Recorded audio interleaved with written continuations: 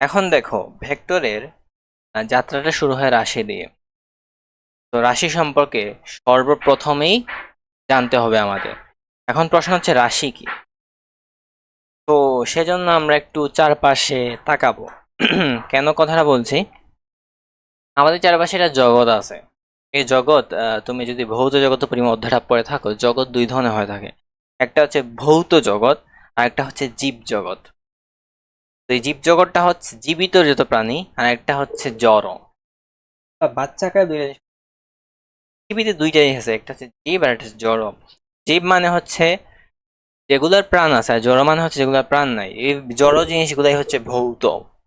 এখন জড় বলতে এটা বোঝাবে না যে এটা এখানে কাঠের চেয়ার আছে, আমার কাছে একটা মাউস আছে, এইগুলা জড়। এটা বোঝানো হয় না, ফিজিক্সে বোঝানো হয়েছে জড় বা ভৌত জিনিসটা বোঝানো হচ্ছে রাশির অনেকগুলো আছে, যেমন আমাদের দৈর্ঘ্য, এই জিনিসটা পড়ে আসছি, দৈর্ঘ্য, তাপমাত্রা, এই জিনিসগুলো কি কোনো প্রাণ আছে? নাই।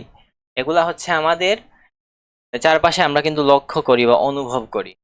এইগুলা হচ্ছে ভৌত, আর এইগুলো নিয়ে যে জগৎটা আছে সেটাকে বলা হয় ভৌত জগৎ। রাশি ডেফিনেশনটা হচ্ছে এই ভৌত জগতে বা এই জড় জগতে আমরা যা যা পরিমাপ করতে পারি তাকে রাশি বলা। এটা আমি কি বলতে পারি, যে ভৌত জগতে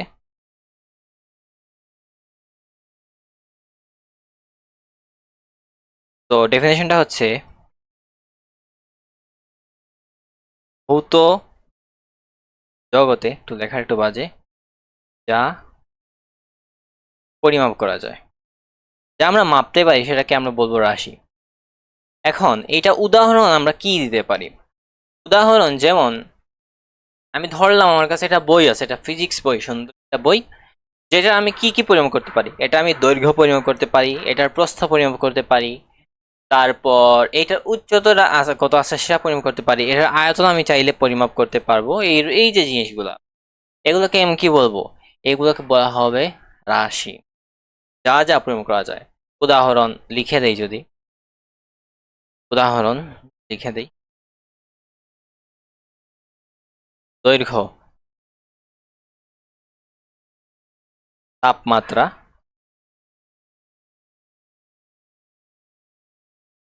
তারপর আছে আমাদের আরো অনেকগুলো আছে, বললাম না সব। তো এখন এই রাশিটাকে আমি দুইটা ভাগে ভাগ করতে পারি। এখন ক্লাসিফিকেশনটা একটু বোঝা দরকার, আমি সেটার জন্য এইরকম একটা লাইন দিলাম। প্রথমত, এটার মৌলিকতার উপর যদি ভিত্তি করো, মৌলিকতা, রাশিটাকে মৌলিকতার উপর যদি ভিত্তি করো,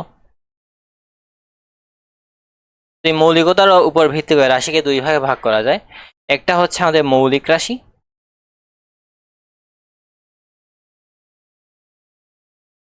এবং আরেকটা হচ্ছে আমাদের লব্ধ রাশি। অনেকদিন লিখি নাই, লেখার এই অবস্থা। তো মৌলিকতার উপর ভিত্তি করে রাশিকে আমরা দুইটা ভাগে ভাগ করতে পারি, একটা হচ্ছে মৌলিক রাশি, একটা হচ্ছে লব্ধ রাশি। মৌলিক রাশি হচ্ছে সে সকল রাশি, যে সকল রাশিকে প্রকাশ করার জন্য অন্য কোনো রাশির প্রয়োজন হয় না, এরা নিজে নিজেকে প্রকাশ করতে পারে, সেটাকে বলা হয় মৌলিক রাশি। আর লব্ধ রাশি হচ্ছে যে সকল রাশিকে প্রকাশ করার জন্য একের অধিক রাশির প্রয়োজন হয়, সেটাকে বলা হয় লব্ধ রাশি। ওকে। আর দিক আছে কি নেই, এটার উপর ভিত্তি করে রাশিকে দুই ভাগে ভাগ করা যায়। একটা হচ্ছে আমাদের স্কেলার রাশি, স্কেলার, একটু সুন্দর করে লেখা দরকার।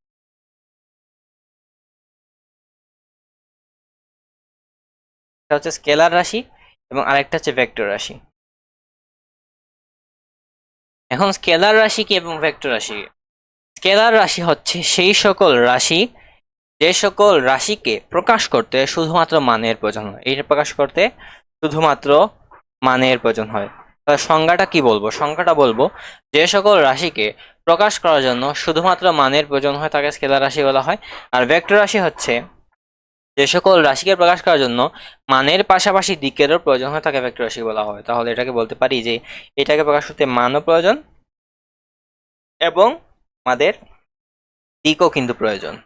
এখন এই জিনিসগুলো বুঝলাম, এটা ডেফিনেশনটা বুঝলাম। উদাহরণটা কি হতে পারে? যেমন স্কেলার রাশি, একটা উদাহরণ হচ্ছে তাপমাত্রা। দেখো, তাপমাত্রাকে প্রকাশ করার জন্য তোমার কখনোই কিন্তু দিকের প্রয়োজন পড়ছে না, শুধুমাত্র মানের প্রয়োজন পড়ে। তুমি কখনোই বলবা না কোনো একজন ব্যক্তির দেহের তাপমাত্রা 97 ডিগ্রি উত্তর দিকে, এটা তো বলবো না, বা আমি বলবো না কখনোই যে একটা বইয়ের দৈর্ঘ্য 10 মিটার, সরি এত মিটার তো হয় না, 3 মিটার বা 2 মিটার পূর্ব দিকে, এরকম তো আমি বলি না কখনো। কারণ এইগুলো হচ্ছে স্কেলার রাশি, এগুলোকে প্রকাশ করার জন্য শুধুমাত্র মানের প্রয়োজন হয়, দিকের প্রয়োজন হয় না।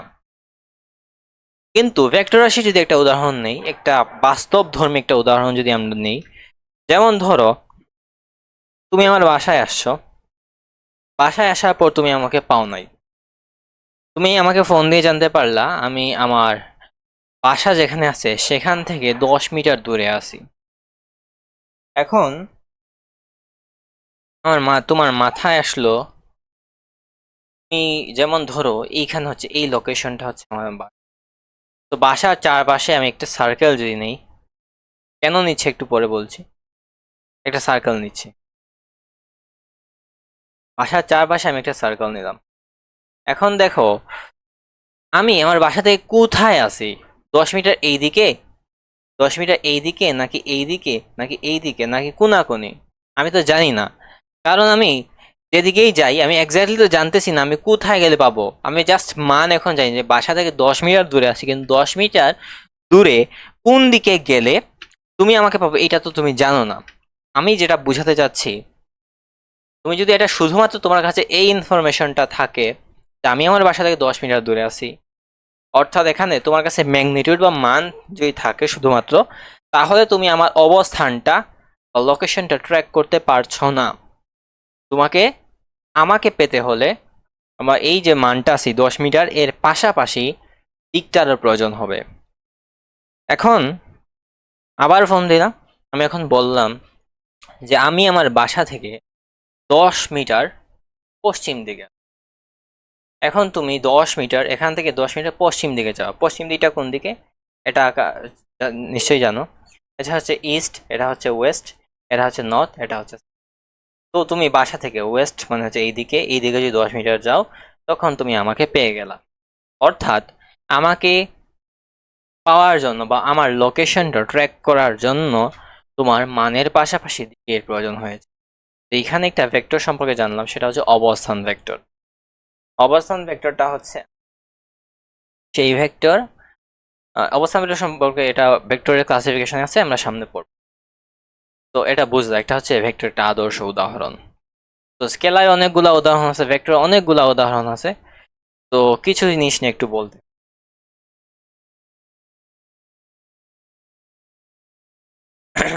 যেমন দেখো স্কেলারে আমি কিছু উদাহরণ দিই,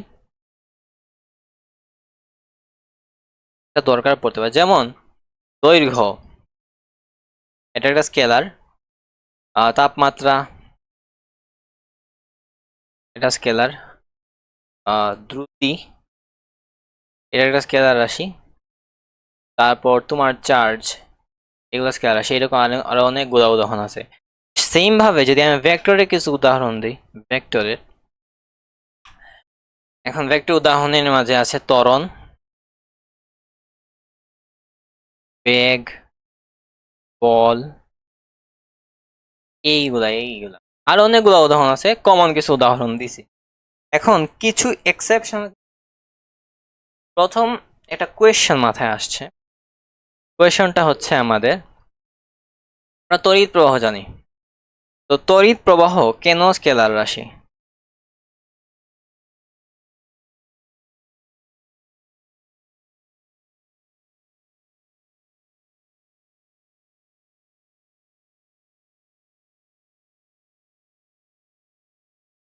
ঠিক জানি না তোমাদের মাথায় এই কোয়েশ্চেনটা আসছে কিনা, বাট আমার মাথায় আসছে। এই তড়িৎ প্রবাহটা কেন স্কেলার রাশি, এই উত্তরটা কি কারো কাছে জানা আছে? আমি বলে দিই। প্রথমত এই প্রশ্নটা মাথায় আসার কারণটা হচ্ছে তড়িৎ প্রবাহের দিক আছে, উচ্চ বিভব থেকে নিম্ন বিভব বা নিম্ন বিভব, এরকম কেসগুলো আমরা পড়ছি। Yes, আমার জানা কথা। এটা উচ্চ বিভব থেকে নিম্ন বিভবের দিকে যায়, সরি নিম্ন থেকে উচ্চ, এইরকম একটা ঘটনা তুমি শুনছো।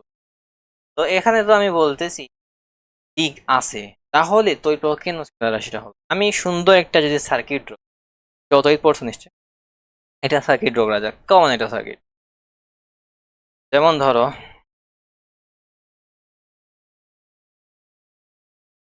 নিম্ন থেকে উচ্চ।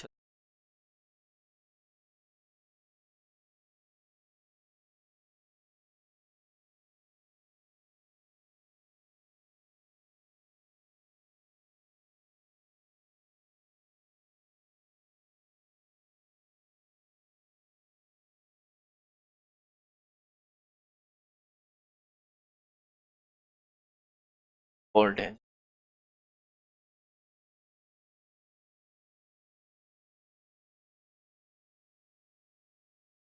আচ্ছা, ভেক্টর রাশিটা হওয়ার শর্তটা কি তোমরা জানো কখনো? ভেক্টর রাশি হওয়ার শর্তটা হচ্ছে যে এটা স্পেসিফিক কোন একটা ডিরেকশনে যেতে হবে, স্পেসিফিক কোনো একটা ডিরেকশনে এটা যেতে হবে। এখন ধরো এটা থেকে আই পরিমাণ, এইটা থেকে আমার আই পরিমাণ কারেন্ট বের হয়ে গেল। এখন আই পরিমাণটা কারেন্টটা বের হয়ে প্রথমত একটা দিকে আসে, তারপর ডিরেকশনটা চেঞ্জ হয়ে গেল, আবার ডিরেকশনটা চেঞ্জ হয়েছে আর অনেক মধ্য দিয়ে গেল, তারপর এটা দুইটা ভাগে ভাগ হয়ে গেল। এটা আমি I1 দিতে পারি, এটা I2 দিতে পারি, এটা যদি না বুঝে সমস্যা নেই। তারপর এটা ম্যাচ হয়ে আবার আই হয়ে গেল, তারপর আবার এইখানে দুইটা ভাগে ভাগ, I1 আর একটা I2, তারপর আবার মিলিত হয়ে আই হয়ে ফিরে আসছে। এখন দেখো এটা কিন্তু নির্দিষ্ট কোনো ডিরেকশনে কিন্তু এগুলো যাচ্ছে না, নির্দিষ্ট কোনো ডিরেকশনে এরা যাচ্ছে না, এদের ডিরেকশন বারবার চেঞ্জ হচ্ছে। কিন্তু কোন একটা রাশি, সে ভেক্টর রাশি হওয়ার জন্য শর্তটা হচ্ছে অবশ্যই মান থাকতে হবে, অর্থাৎ সেকেন্ডলি দিক থাকতে হবে, এবং দিকটা, এটা আমি আগে বলি নাই, দিকটা স্পেসিফিক কোনো একটা ডিরেকশনে থাকতে হবে। তো আইটা স্পেসিফিক কোনো ডিরেকশনে নাই, এটা তোমার এই যে সার্কিটের ওয়ে বা পথের উপর ডিপেন্ড করে। এখন ধরো আমি এটা চেঞ্জ করে, এই লাইনটা চেঞ্জ করে আমি এইরকম দিয়ে দিলাম, তখন এইটার দিকও মানে আইটা এদিকে যাবে, মানে ডিরেকশনটা আবার চেঞ্জ হয়ে গেল, মানে আমি তার যেটা আছে, এই যে পরিবাহী তার যেটা আছে ওইটা চেঞ্জ করার ফলে আমাদের এই কারেন্টের দিকটাও ডিরেকশনটা চেঞ্জ হয়ে গেছে। এই জন্য মূলত আমার তড়িৎ প্রবাহ একটা স্কেলার রাশি দিক থাকা সত্ত্বেও। ওকে, এখন আরেকটা ব্যাপার নিয়ে বলি, আরো কিছু কোয়েশ্চন কমন নিয়ে আছে। চাপ কেন স্কেলার রাশি? চাপ P equals to F by A, জানেন তো এখানে বল আছে, বল থাকা সত্ত্বেও এটা একটা স্কেলার রাশি। চাপ মূলত কি ভাবে ঘটে থাকে, মানে ঠিক বরাবর চাপ, যেমন চাপ পি ইকুয়ালস টু আমরা এফ বাই এ জানি। এখন বল একটা ভেক্টর রাশি আমরা জানি, তাহলে বল যেহেতু ভেক্টর রাশি, চাপও ভেক্টর রাশি হওয়ার কথা সাধারণ অর্থে আমাদের কাছে যেটা মনে হয়, কিন্তু তবুও কেন এটা একটা স্কেলার রাশি? লেট মি এক্সপ্লেন, এটা শর্টে বলি কারণ ডিটেলসে বলার টাইম নেই। যেমন ধরো একটা সিলিন্ডার আছে, একটা সুন্দর একটা সিলিন্ডার। আচ্ছা, এটার জন্য একটা নতুন পেজ নেই। তো ইকুয়েশনটা যে চাপ, প্রেশার কেন স্কেলার রাশি?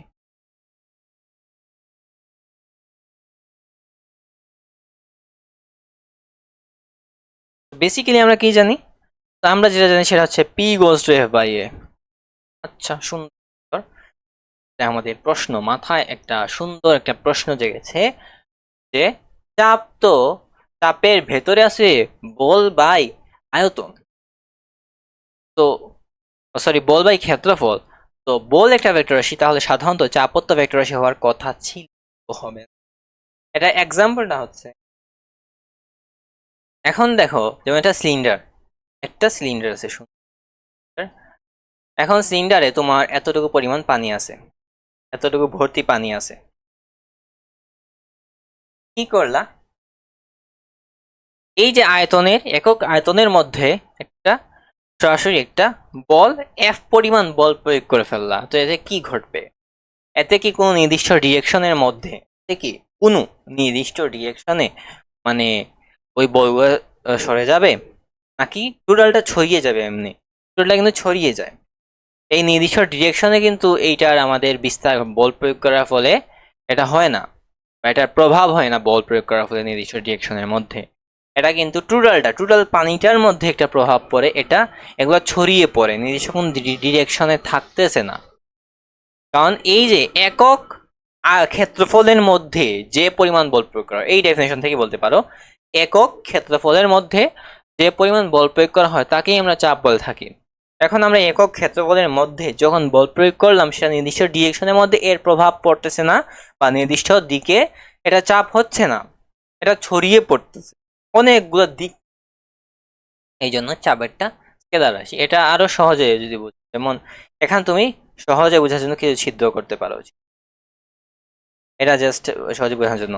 এখন যখন একক আয়তনে একক ক্ষেত্রফলের মধ্যে যখন বল প্রয়োগ করা হবে তখন এই পানিগুলা এই দিকে বেরিয়ে যাবে, তারপর এই দিকে বেরিয়ে যাবে, এই দিকে বেরিয়ে যাবে। এখানে কি নির্দিষ্ট কোনো দিক বরাবর বেরিয়ে যাচ্ছে? না, নির্দিষ্ট দিক বরাবর বেরিয়ে যাচ্ছে না, বা সব দিক থেকে ছড়িয়ে পড়তেছে বা বেরিয়ে পড়তেছে। দ্যাটস ওয়াই আমাদের চাপ একটা কি স্কেলার। তো এই জিনিসগুলা বুঝলাম, এই ভেক্টর নিয়ে আমরা ডিটেলস অনেকগুলা কথাবার্তা বলে ফেললাম। এখন আমরা নেক্সট এই জিনিসটাতে আমরা যেতে চাই, সেটা হচ্ছে আমাদের ভেক্টর রাশিকে কিভাবে আমরা প্রকাশ করতে পারি। ভেক্টর রাশিকে অ্যাকচুয়ালি কিভাবে আমরা প্রকাশ করতে পারি, সুন্দর একটা প্রশ্ন। দেখো, ভেক্টর রাশিকে দুই ভাবে প্রকাশ করা যায়। কয়ভাবে? দুই ভাবে প্রকাশ করা যায়। প্রথমটা হচ্ছে আমাদের জ্যামিতিক উপায়,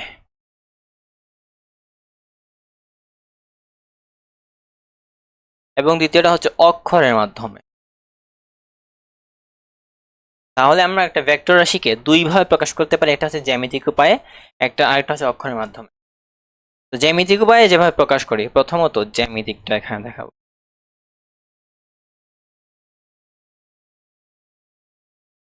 তো জ্যামিতিকটা হচ্ছে এইভাবে আমরা মূলত প্রকাশ করে থাকি। একটা প্রফেশনাল লিখি, লেখাটা একটু বাজে হয়েছে, এটা আবার। প্রথমত আমরা জ্যামিতিকটা দেখব। তো দেখো একটু,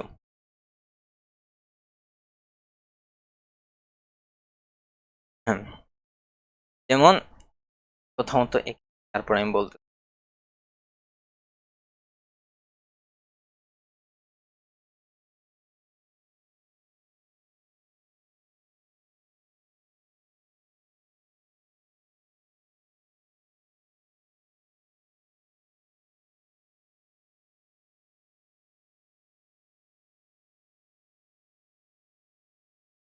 এখন দেখো এইটা হচ্ছে আমাদের জ্যামিতিক উপায়ে যখন প্রকাশ করে থাকি, এইভাবে মূলত একটা লম্বা একটা টান দেয় আর সামনে একটা অ্যারো সাইন বা তীর চিহ্ন থাকে।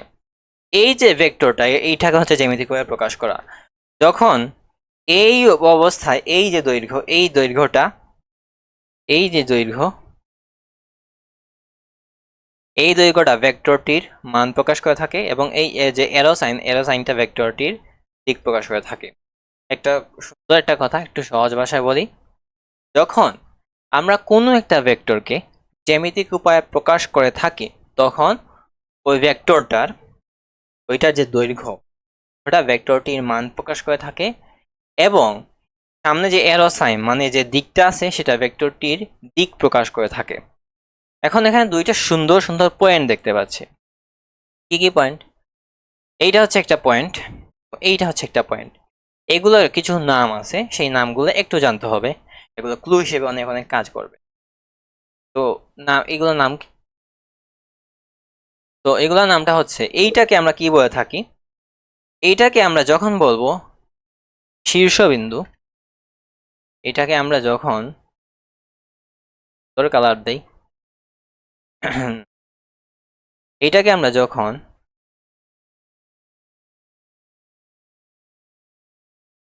শীর্ষবিন্দু বলবো, তখন এইটাকে আমরা পাদবিন্দু বলবো। এইটাকে যদি আমি মাথা বলি, এইটাকে কিন্তু আমাদের পা বলতে হবে। অনেক ক্ষেত্রে এইটাকে আমরা হেড বলি, হেড, তখন আমরা এটাকে কি বলতে হবে, টেইল। এই নামগুলা স্পেশালি তোমাদের একটু মাথায় রাখতে হবে।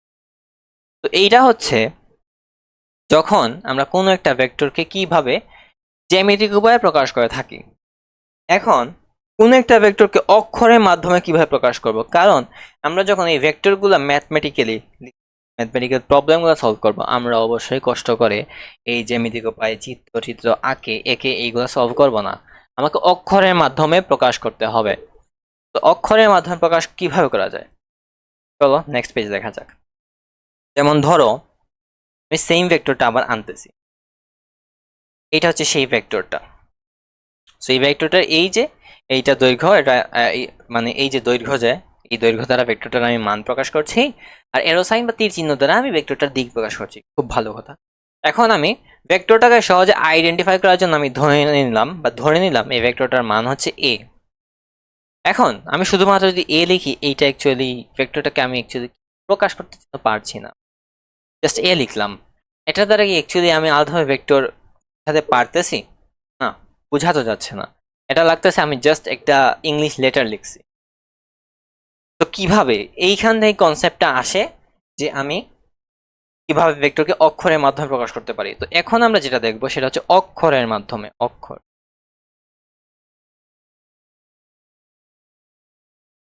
অক্ষরের মাধ্যমে কিভাবে প্রকাশ করা যায়।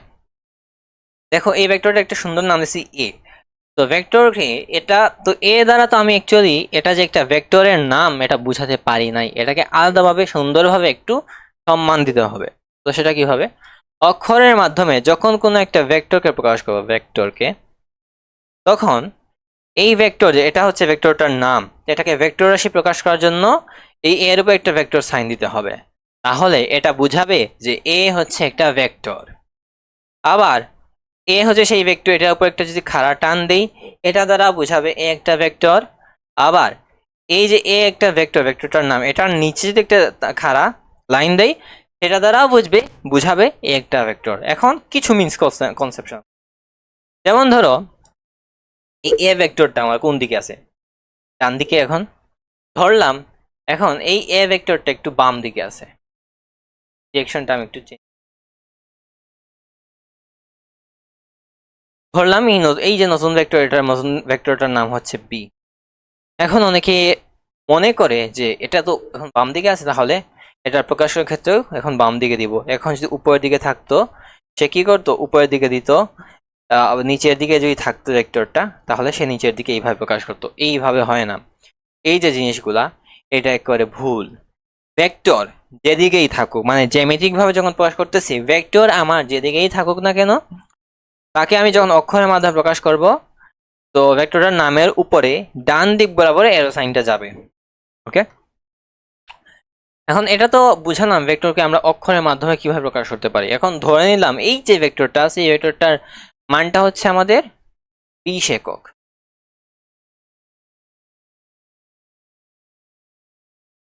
তো এই ভেক্টরটার মান আমি কিভাবে প্রকাশ করতে পারি? তো মান আমরা যেভাবে প্রকাশ করতে পারি সেটা দেখো। এখন যদি জাস্ট এ লিখো, ভেক্টরটার নাম হচ্ছে এ, এই জাস্ট এ যদি লেখা হয়, এটা দ্বারা বোঝানো হয় যে ভেক্টরটা আমি মান প্রকাশ করতেছি। আমি এভাবে বলতে পারি এই এটার মান হচ্ছে 20 একক। আরেকটা উপায় প্রকাশ করা যায়, সেটা হচ্ছে এই যে ভেক্টর আছে, এভাবে তো ভেক্টরকে আমি প্রকাশ করছি, এই ভেক্টরটার দুই পাশে আমি যদি মডুলাস দিয়ে দেই, এই মডুলাস সমান সমান যদি আমি 20 বলি, সেটা দ্বারাও বোঝাবে কি এই এ ভেক্টরটার মান হচ্ছে 20 একক। এইভাবে মূলত আমরা ভেক্টরগুলোকে প্রকাশ করে থাকি।